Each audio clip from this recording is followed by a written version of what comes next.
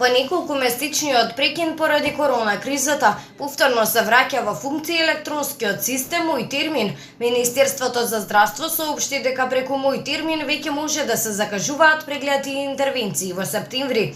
Согласно изготвениот план за работа, а во соработка со Управата за електронско здравство, ќе бидат повикувани пациентите чии прегледи беа откажани изминатиот период. Исто така сите елективни хируршки програми кои што беа претходно одложени поради состојбата со пандемијата од COVID-19 ќе бидат реализирани согласно изготвените планови и протоколи над стручните колегиуми, информираат од Министерството. Закажаните прегледи ќе се спроведуваат согласно претходно подготвениот план и протокол за работа за установата со задолжително користење лична заштитна упрема од вработениот персонал на сите нивоа на здравствена заштита, почитување на физичка дистанца и негрупирање.